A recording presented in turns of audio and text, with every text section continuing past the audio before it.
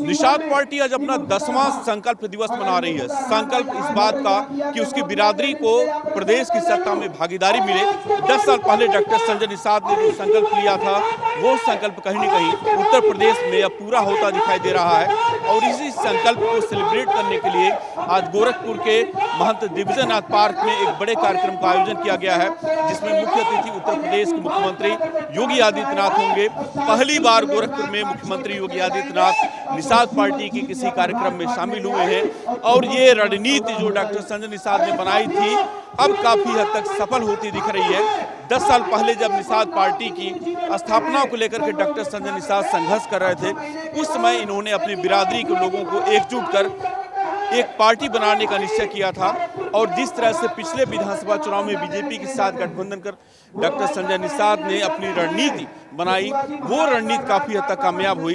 अब उसी रणनीति को आगे बढ़ाते हुए डॉक्टर संजय निषाद नगर निकाय चुनाव में भी अपने संगठन को उतारने की पूरी तैयारी कर चुके हैं। बीजेपी से उनकी बात भी हो चुकी है। हालांकि सीटों को लेकर के डॉक्टर संजय निषाद अभी पूरी तरह से खुले नहीं है। उनका कहना है कि बीजेपी उनके बड़े भाई की तरह से है और बड़े भाई के द्वारा जितनी सीटें उसे नगर निकाय में और साल 2024 के लोकसभा चुनाव में दी जाएगी, उतनी सीटों पर मजबूती से लड़ेंगे। हालांकि संजय निषाद ने यह भी कहा कि विधानसभा चुनाव में जिस तरह से बीजेपी ने उसे 14 सीटें दी थी, उन सीटों में से 9 सीटें उन्होंने जीत कर बीजेपी को दिया।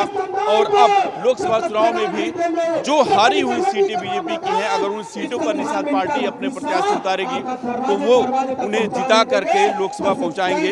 अगर हम निषाद पार्टी के रणनीति की बात करें तो निषाद पार्टी बीजेपी का हाथ थामकर ऊंची छलांग लगाने की तैयारी में है और इसीलिए वह लगातार अपनी ताकत को बढ़ाने में जुटी हुई है। बीजेपी के साथ निषाद पार्टी के लिए कितना कारगर साबित हो सकता है, इसे इसी बात से समझा जा सकता है कि साल 2017 में जब निषाद पार्टी ने पीस पार्टी से समझौता किया था, उस समय 72 सीटों पर चुनाव लड़े थे और सिर्फ एक ज्ञानपुर की सीट पर निषाद पार्टी को जीत मिली थी। डॉक्टर संजय निषाद खुद अपना जो सीट गोरखपुर ग्रामीण विधानसभा चुनाव लड़े थे, वो हार गए थे। लेकिन 2022 के चुनाव में बीजेपी के साथ गठबंधन कर निषाद पार्टी ने 11 सीटों पर जीत दर्ज की थी। और ये जीत के बाद जिस तरह से डॉक्टर संजय निषाद उत्तर प्रदेश में कैबिनेट मंत्री बने, उनका बड़ा बेटा संत कबीर नगर के सांसद, छोटा बेटा श्रवण निषाद चौरी चौरा के विधायक और परिवार जिस तरह से लगातार अब सियासत में ग्रोथ कर रहा है, ये बताता है कि अब उत्तर प्रदेश में किसी को भी अगर सरकार बनानी होगी तो निषाद पार्टी को अपने साथ लेना होगा।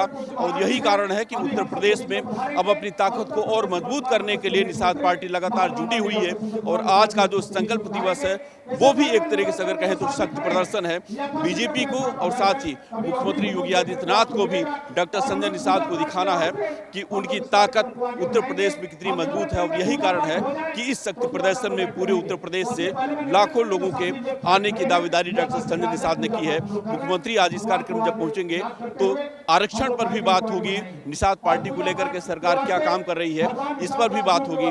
और इस कार्यक्रम के जरिए एक बड़ा मैसेज उत्तर प्रदेश नहीं बल्कि देश की सियासत में भी डॉक्टर संजय निषाद देने जा रहे हैं। वीडियो जर्नलिस्ट दीपक श्रीवास्तव, न्यूज स्टेट गोरखपुर।